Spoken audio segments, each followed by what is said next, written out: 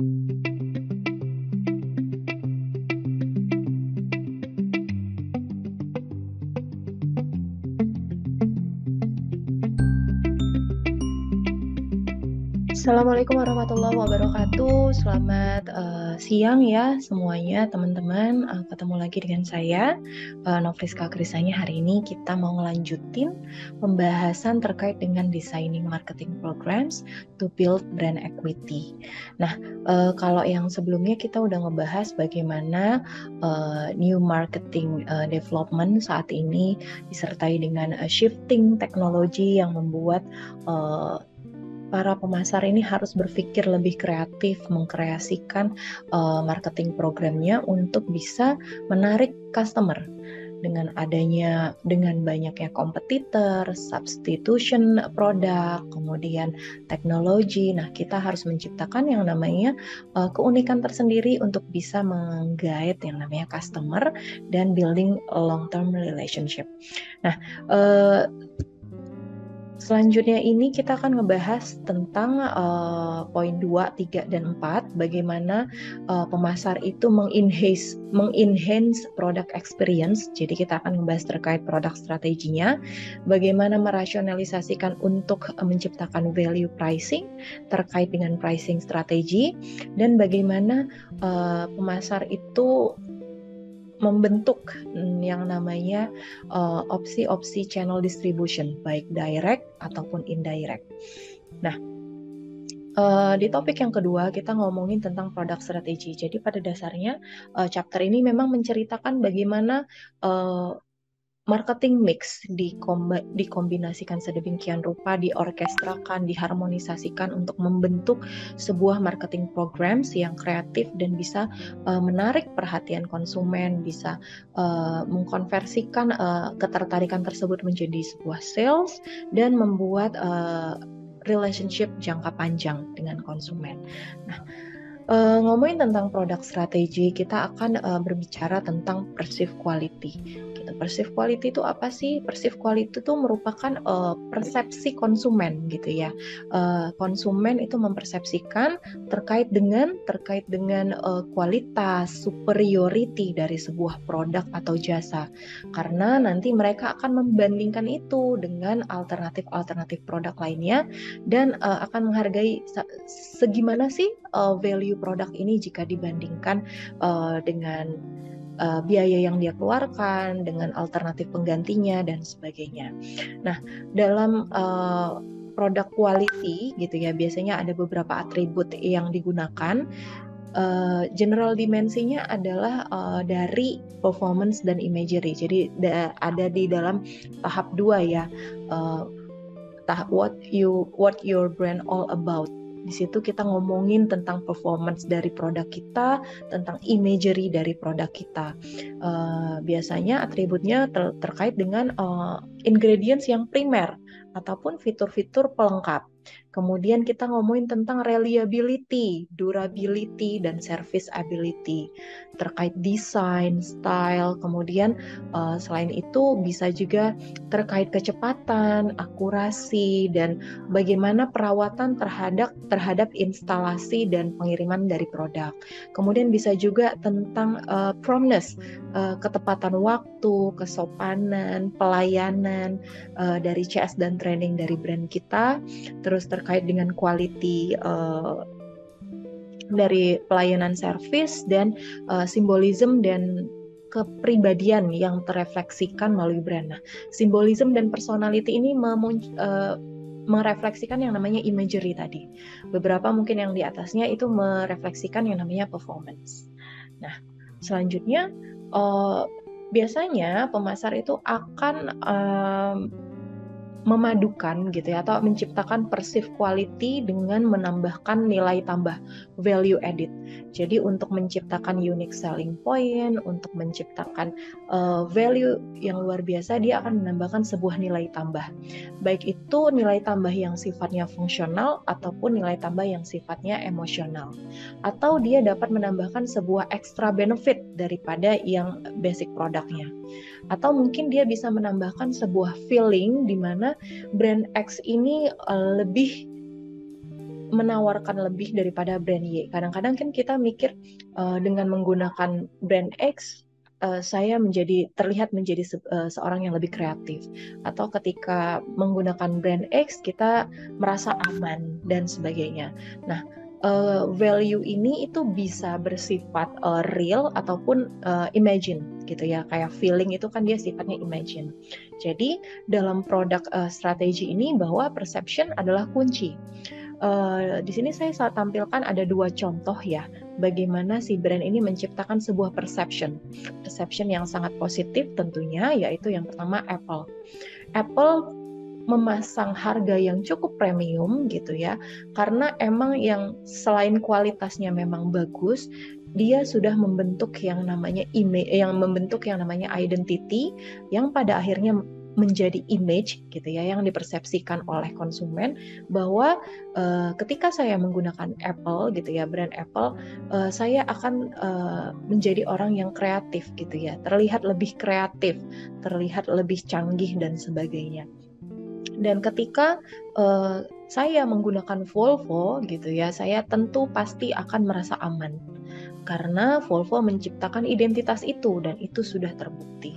Jadi image dan persepsi inilah yang terbentuk oleh kedua brand ini. Nah, selanjutnya gimana nih setelah mereka beli, konsumen beli, pemasar apakah berhenti sampai di sana? Tentu tidak. Dalam produk strategi ini kita harus memanage yang namanya customer post purchase. P&G ya pernah meluncurkan beberapa istilah. Yang pertama yaitu first moment of truth gitu ya. Nah, first moment of truth ini biasanya akan terjadi ketika kita membeli barang atau jasa, produk atau jasa. Dan ada satu lagi yang mungkin tidak terlalu diperhatikan oleh para pemasar, yaitu second moment of truth. Nah, bagaimana experience yang dialami oleh pelanggan ketika membeli produk. Nah, itu after marketing namanya. Nah, untuk memanage ini, pemasar bisa memperhatikan 3 item gitu ya, 3 variabel ini. Yang pertama terkait dengan user manuals. Nah, sering sekali kita pasti membeli sebuah produk ya, di mana terdapat buku petunjuk gitu ya, kertas-kertas yang ada di dalamnya yang berisi tentang bagaimana petunjuk pemakaian sebuah produk, pemasangan dan sebagainya.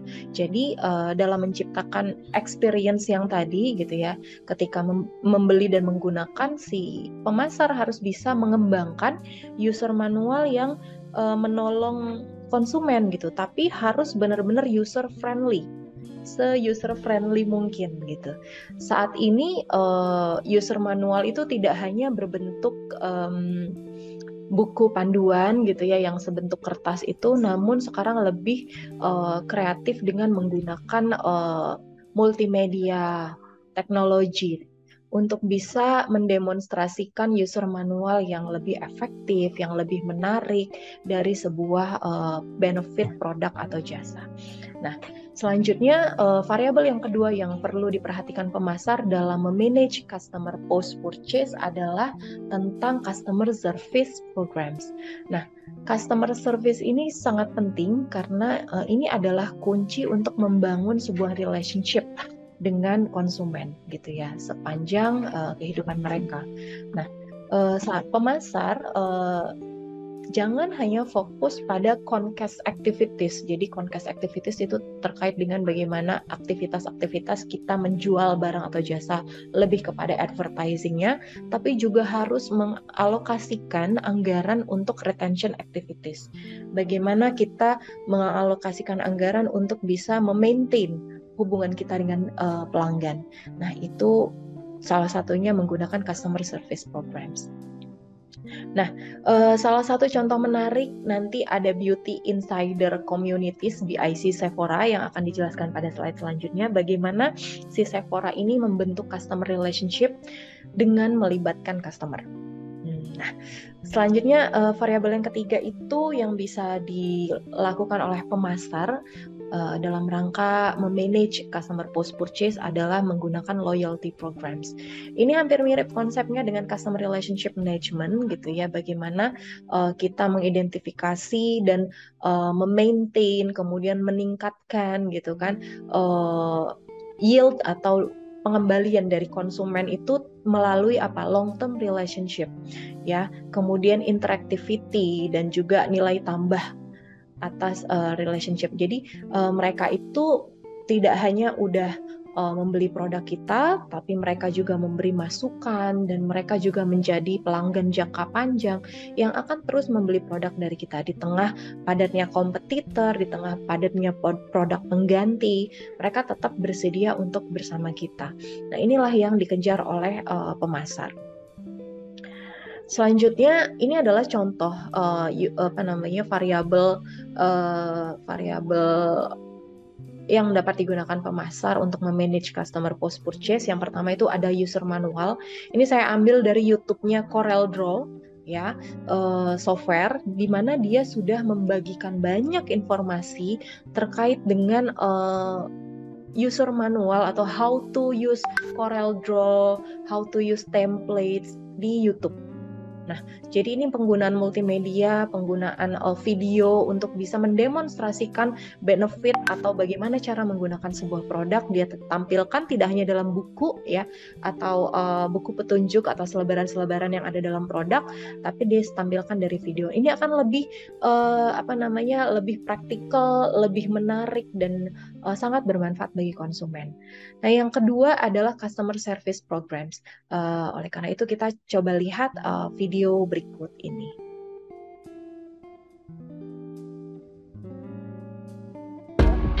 Hi everybody, welcome to Community. You've come to the right place. The Beauty Insider community, also known as the BIC, is where beauty experts and newbies alike can gather virtually to ask questions with actual people, chat directly with our brands, and even share the latest beauty news. And sometimes we even get our hands on new product. If you're brand new to the BIC, we've got you covered. Let's go over the first 3 steps to get started. First things first, let's work on your profile. Pick a username. You're going to need one to post and reply in conversations, to leave product reviews, and more. Once you got a nickname, be sure to fill out your profile, add a photo, and just tell us more about you. Step 2 is to join groups. You can browse and join different groups that speak to you, and you can find conversations based on your beauty interests. Are you looking for solutions for oily skin, for example? Are you all about going clean with your beauty routine? Looking for expert gifting advice? Or maybe you are the ultimate gifter and you want to share your tips. There is a group for you. The BIC is made up of some of the nicest, most supportive and passionate people we have ever met online and in real life. And we are so excited that now you're a part of it. So step 3 is to go ahead and introduce yourself on our latest New Member Monday thread, which we post the first Monday of every month. See you in the BIC!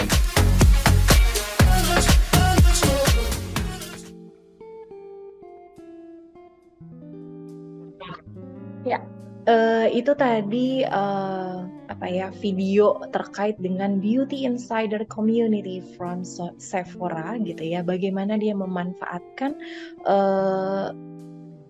konsumennya atau melibatkan konsumennya sebagai customer service.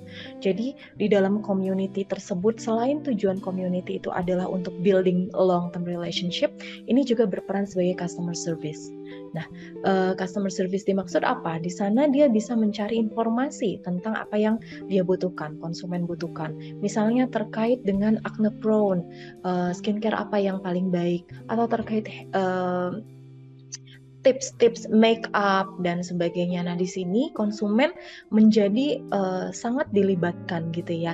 Dan tentunya buat Sephora sendiri as a company itu memberi sebuah keuntungan selain long term relationship, tapi juga customer service yang gratis gitu ya.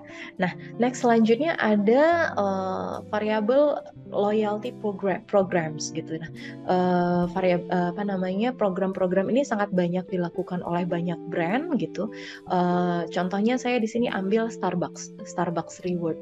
di mana kita menggunakan aplikasi, kita being a member, jadi banyak reward yang menarik yang ditawarkan oleh konsumen, menjadikan kita untuk tetap nempelin si Starbucks ini. Terus ada program-program seperti Tumbler Day atau reward day lainnya yang bisa dimanfaatkan oleh konsumen.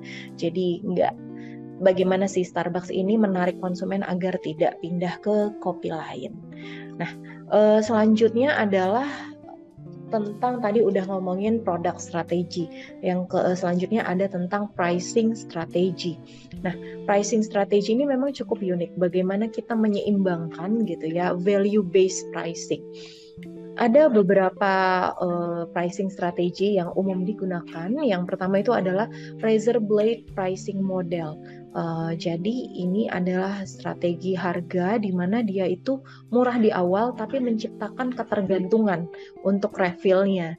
Contohnya itu ada Gillette Pro Gillette gitu ya. Kalau teman-teman mungkin yang cowok-cowok pernah menggunakan nih cukuran dari Gillette yang dia bisa di-refill, mungkin di awal kita belinya murah, tapi ketika kita mau beli refillnya itu mahal.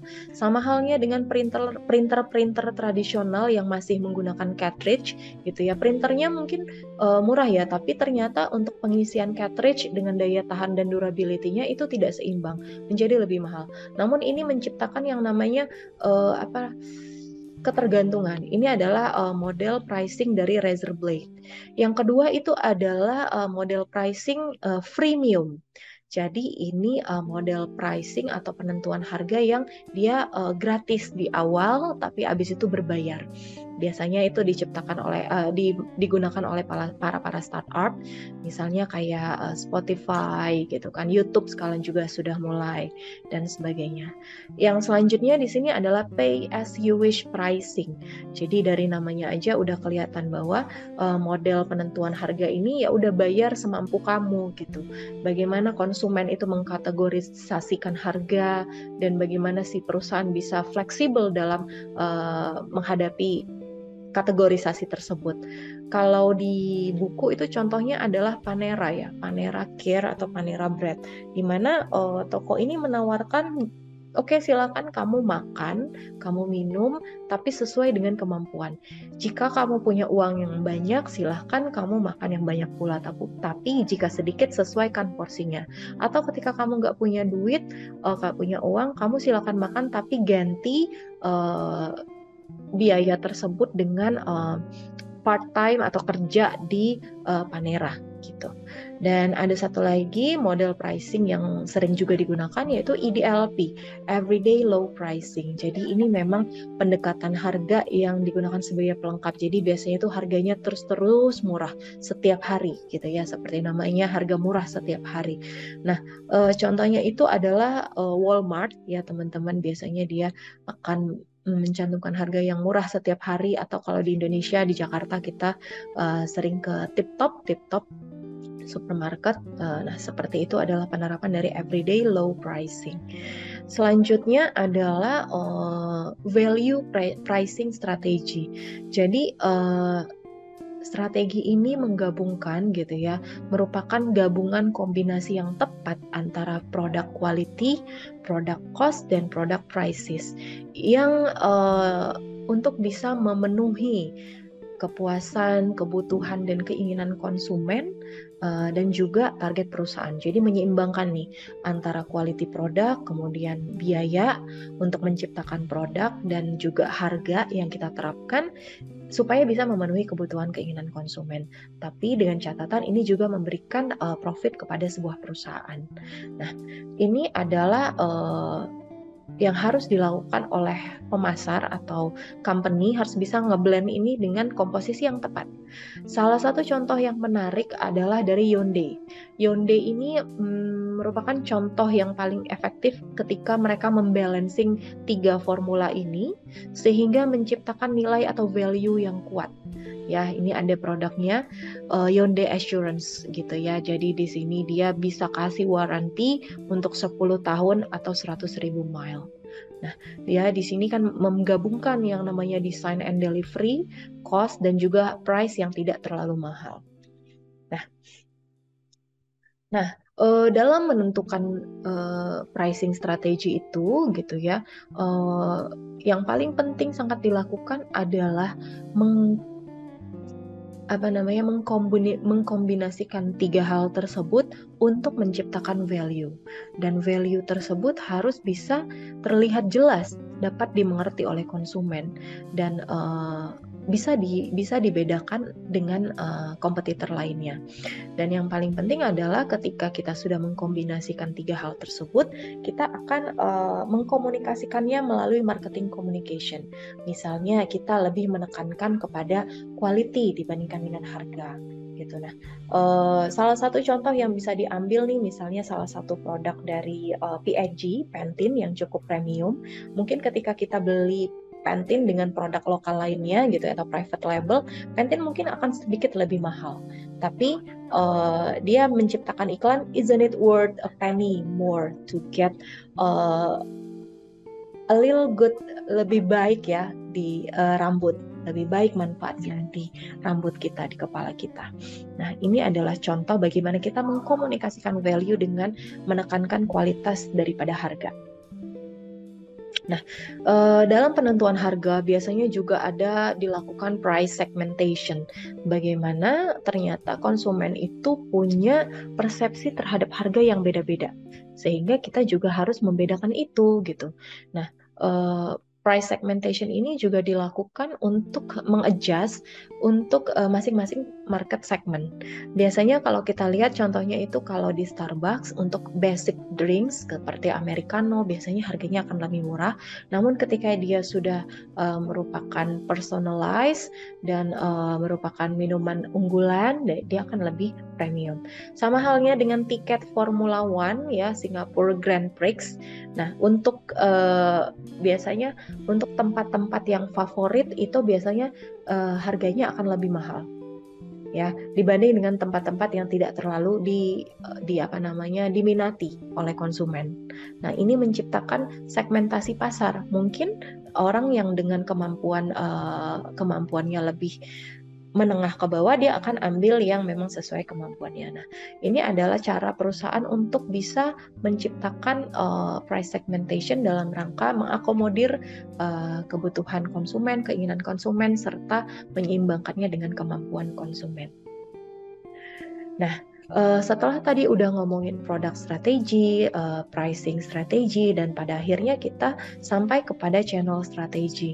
Channel strategi ini kan adalah bagaimana konsumen dapat menemukan produk atau jasanya dari sebuah brand. Nah, bagaimana sebuah produk gitu ya, cara sebuah produk dijual atau didistribusikan itu akan berdampak kepada kesuksesan sebuah brand. Oleh karena itu para marketer harus bisa mendefinisikan marketing channelnya yang digunakan akan seperti apa.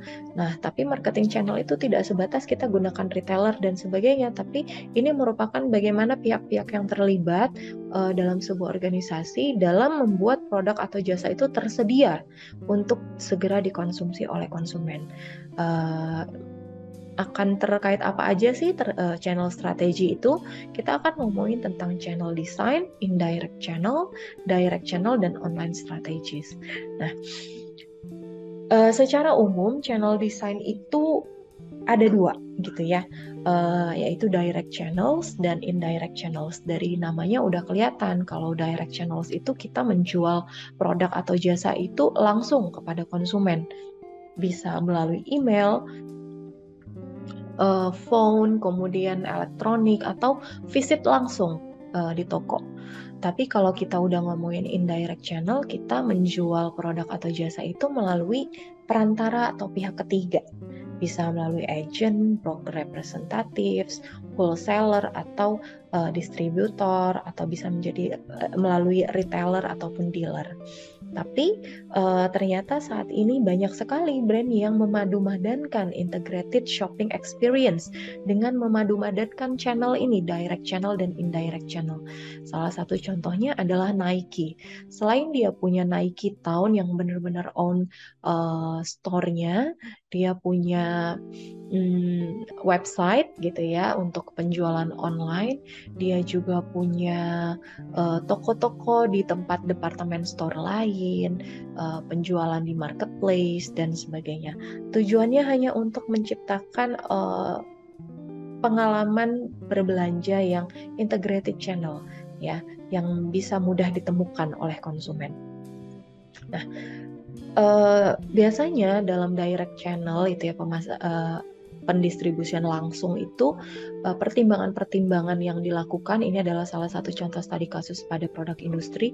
Ternyata dipakailah direct channel karena apa? Karena product information needs, kebutuhan akan informasi produk itu cukup tinggi, atau customisasi produk itu cukup tinggi, atau jaminan terhadap produk juga tinggi, atau mungkin lot of size-nya gitu ya, itu juga menjadi perhatian, atau dia butuh logistik dan itu merupakan hal penting dalam direct channel. Berbeda dengan indirect channel, biasanya di sini mempertimbangkan bahwa variasi yang sangat banyak, kemudian ketersediaan itu menjadi sangat penting, dan after sales juga merupakan nilai value yang luar biasa bagi indirect channel. Nah, biasanya channel akan menggabungkan 3 faktor utama, yaitu terkait dengan informasi, entertainment, dan experience. Artinya gini, ketika pemasar memutuskan channel mana yang akan dia gunakan, dia harus memastikan bahwa informasi terkait produk atau jasa itu bisa tersedia di channel yang dipilih. Kemudian entertainment di sini adalah ngomongin tentang bagaimana mengasyikkannya berbelanja. Misalnya kalau kita ke toko langsung itu kan pasti vibe-nya akan berbeda, atau kita berbelanja melalui e-commerce atau website. Nah, itulah yang ingin diciptakan oleh pemasar, dan juga experience.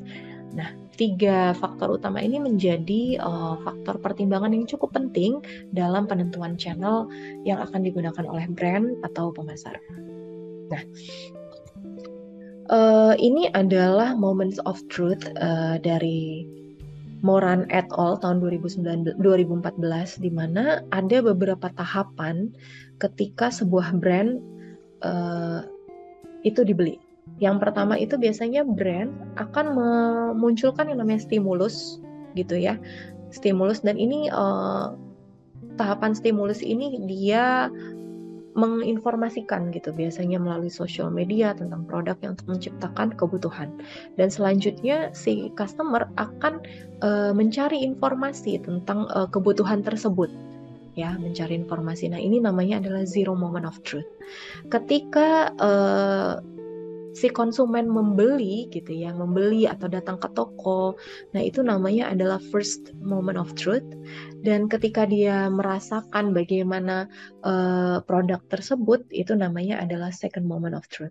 Dan paling terakhir, ketika dia berbagi tentang experience akan pembelian produk tersebut, itu adalah namanya third moment of truth. Nah, di sini yang menjadi perhatian adalah ketika yang di tahap second moment of truth. Jadi ketika di first moment of truth ketika membeli, ya distribution channel ini harus diperhatikan. Apakah memang sudah memenuhi keinginan konsumen? Apakah sudah menyenangkan bagi konsumen? Apakah sudah menciptakan pengalaman yang menyenangkan? Karena apa? Pengalaman di sini nanti akan dia bagikan, baik itu positif maupun negatif. Nah, selanjutnya dalam pemilihan channel ini juga ada yang namanya push and pull marketing strategy. Nah, dari sesuai dengan namanya, push marketing ini adalah upaya marketing yang dilakukan oleh pemasar, di mana ini kita selling efforts to the channel members. Kita mendorong penjualan dengan memberikan marketing programs kepada retailer. Tujuannya apa? Untuk bisa menarik pelanggan. Nah, mungkin kita memberikan direct incentives atau menjual produk kepada konsumen langsung gitu. Nah, kalau sering kita lihat itu biasanya di era phone atau sales yang ada di Samsung, nah itu mereka push strategi membagikan apa namanya selebaran, flyer, brosur tentang si produk. Berbeda dengan pull strategi di mana marketers itu effortnya bukan kepada channel, tapi langsung kepada konsumen. Tujuannya adalah untuk menarik konsumen tersebut agar datang ke website kita, agar datang ke toko kita untuk membeli. Karena di situ kita sudah menciptakan informasi-informasi atau pengalaman-pengalaman yang menarik mereka untuk bisa berbelanja kepada kita. Nah, biasanya ini dilakukan melalui konten-konten di social media, menciptakan identity dan image yang bisa menarik konsumen datang kepada kita. Nah, dalam indirect channel gitu ya, penjualannya channel yang tidak langsung gitu ya, artinya melalui perantara gitu.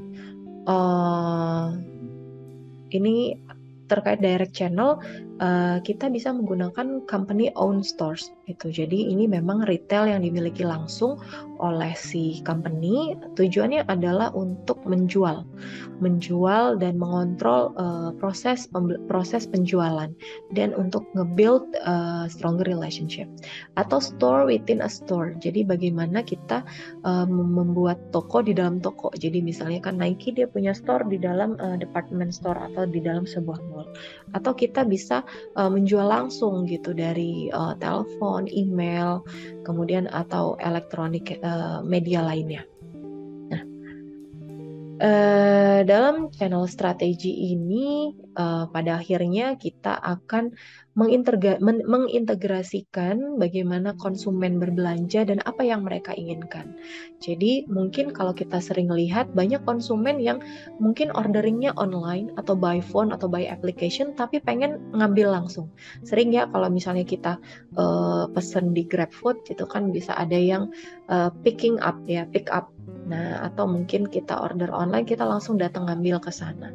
Nah, itu banyak pertimbangan. Jadi, biasanya penggunaan channel ini diharmonisasi gitu ya, di-mix oleh pemasar, karena mungkin ada juga yang pengen ngembaliin barang ke tokonya langsung. Jadi, nggak pengen ngembaliin barang via pengiriman gitu kan. Nah, jadi marketers can combine direct and indirect channels to create, untuk menciptakan dan memaintain yang namanya brand equity in the long run. Karena masing-masing channel ini punya keuntungan dan punya disadvantages masing-masing. Nah, itu tadi terkait dengan produk strategi, pricing strategi, dan channel strategi yang bisa digunakan dalam rangka untuk membentuk brand equity. Terima kasih, semoga bermanfaat. Wassalamualaikum warahmatullahi wabarakatuh.